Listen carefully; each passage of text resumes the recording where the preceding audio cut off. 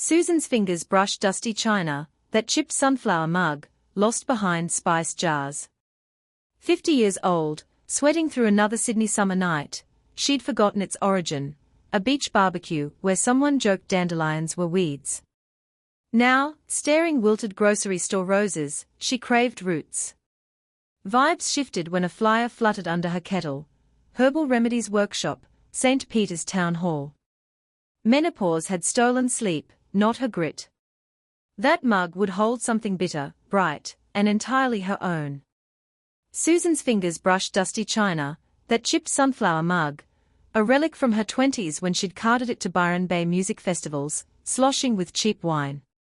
Now, 50, it held something quieter, dandelion tea, golden as Sydney's winter light.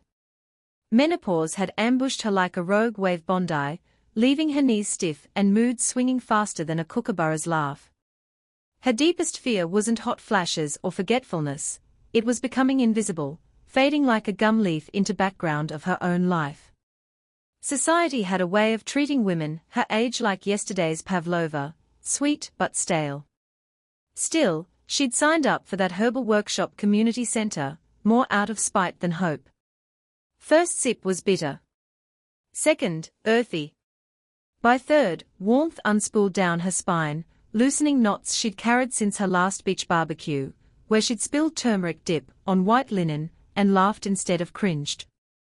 Maybe aging wasn't decay, but fermentation, messy, transformative, richer with time. Sunflower mug cradled in both hands, she eyed kettle. Not a retreat, but a rebellion. Every steep was a middle finger to myth that women shrivel after 50. Sydney's jacarandas might shed purple confetti each spring, but Susan. She was just getting started. Susan's fingers brushed dusty china, that chipped sunflower mug, forgotten behind mismatched espresso cups. 50 years old and suddenly everything felt like that mug, faded, slightly cracked, shoved aside. Hot flashes had turned her into a human furnace, and Sydney's summer wasn't helping. She tried yoga, pills, even chanting mantras over green smoothies. Nothing stuck. Then came flyer, neon pink against her grocery bag, Herbal Remedies for Change. A workshop some hole-in-wall apothecary near Bondi. Woman scoffed, until she found herself standing outside it 3 days later, sweating through her blouse, clutching that sunflower mug like a lifeline. Inside, shelves groaned with jars of dried roots and petals. A woman with silver braids and a no-worries tattoo handed her a steaming cup. Dandelion root. Sweetens ride. Creator took a sip. Bitter, earthy, weirdly comforting. Like hope with a side of dirt. Over weeks, she learned to steep her own brews, laughing when she mistook nettle for mint, cue a tongue-numbing afternoon. That mug became her anchor, morning ritual, midnight solace. She brought it to beach BBQs, ignoring raised brows as she sipped while others cracked beers. Sue's gone full witchy, her brother teased, but even he noticed how she stopped fanning herself like a malfunctioning radiator. One evening, silver-braided mentor slid a worn notebook across counter. Your turn. Woman hesitated, then scrawled her first recipe, dandelion plus ginger plus a pinch of audacity. By summer's end, she was teaching others, women with same frantic glint she'd had months ago. They clutched their own mugs, wide-eyed as she explained how dandelion grounded like bare feet on cool sand. Susan never called herself an expert. Just a woman who'd stumbled onto something wild and tender, growing through cracks in pavement. That chipped mug. Still her favorite. Sunflowers, after all, turn their faces toward light. Susan's fingers brushed dusty china, that chipped sunflower mug, relic of backyard BBQs where she'd once balanced sausages, and sunscreen like a circus act. Now it sat abandoned, just like her patience for hot flashes. 50 years old and Sydney's humidity clung to her like a needy ex. She tried every trendy fix, yoga poses that left her cursing, supplements that turned her pea neon. But dandelion tea sounded like hippie nonsense. Still, Desperation had a way of making weeds look revolutionary. A herbal workshop, hosted in a community center that smelled faintly of mothballs and hope. A no-nonsense woman with silver braids swore by stuff. Roots for grounding, leaves for letting go. Susan scoffed but pocketed recipe. First attempt tasted like dirt soup. She gagged, then glared mug, sunflower grinning back, mocking her. But stubbornness was her superpower.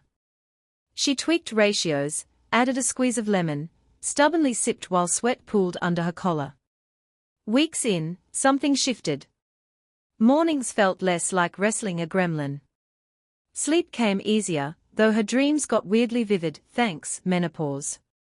One evening, watching harbor lights flicker, she cradled warmed ceramic. Not a cure, but a ceasefire. Mug, once just a vessel, became her rebellion. Every sip a middle finger to myth that women faded quietly. She even hosted a barbecue, serving tea alongside snags, laughing when her mates ribbed her for going witchy. Menopause hadn't magically vanished. But neither had she. And that, Susan decided, was victory enough, brewing resilience one bitter cup at a time. Susan's fingers brushed dusty china, that chipped sunflower mug, forgotten in a cupboard since her daughter left for uni 50 years old, hot flashes like Sydney heat waves, and a doctor shrugging, just hormones. But tonight, dandelion roots simmered on her stove, golden as Bondi sand dawn. Skeptical? Sure. Desperate? Absolutely. She carried that mug to a beachside barbecue, where her neighbor Margot, yoga-toned, 45, smug with collagen smoothies, sniffed her steaming brew. Weeds in a cup. Sweetie, menopause isn't a hippie phase. Woman sipped, slow, letting silence stretch like coastal horizon. Then, gut sparking, she slapped down a flyer on picnic table, herbal tea workshop. BYO mug. Margot's eyebrow arched. Crowd chatter died. 3 weeks later, she stood in a community hall, that sunflower mug center stage like a trophy. 50 women clutched thrift store cups, some skeptical, others hiding hope behind sunglasses. She fumbled pouring boiling water, tiny goof, spilled on her flowy shirt, but laughed. Proof even hot messes make magic. Then, step by step, she showed them, dandelion roots roasted like Sunday lamb, steeped slow as sunset. Margot sipped. Paused. Blinked. No way. But her shoulders dropped, that perpetual tension melting like ice in midsummer. Someone gasped. A phone snapped a pic, Susan, radiant, mug aloft like a torch. By morning, dandelion menopause trended between beach selfies and barbecue memes. A wellness guru slid into her DMS, teach this. Now? Susan grinned, stirring another pot. That chipped mug. Now a damn symbol. Not just for hot flashes, but for 50-year-old women who refuse to fade like wallpaper. This was her start. And Sydney. It buzzed with new vibes, stronger than coffee, sweeter than surrender. Susan's fingers brushed dusty china, that chipped sunflower mug, once just a thrift store find, now her anchor. 50 and fierce, she'd spent months drowning in hot flashes, snapping baristas, and pretending she didn't miss sleep. Then came dandelion tea, golden, bitter, stubborn as her. One sip didn't fix everything, but it sure made Sydney's summer BBQs less sweaty. Her kitchen became a lab, jars of roots, dried petals, a notebook smudged with turmeric stains. Odd habit.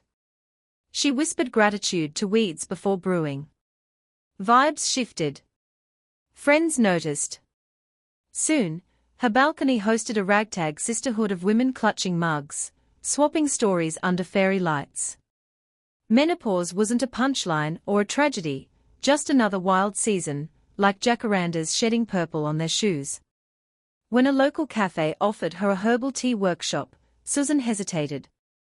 Who was she to guide anyone? But then she pictured 50 sunflowers, each mug a beacon. That first class, hands shook pouring boiling water. By third, laughter bubbled louder than kettle. A retiree from Bondi confessed she'd forgotten joy could be steeped. Now, Susan's sunflower mug travels to beach picnics, book clubs, even a menopause support group that meets near harbor. She doesn't preach miracles, just persistence. Roots grow where they are planted, after all. Your turn. Steep your stubborn. Share brew.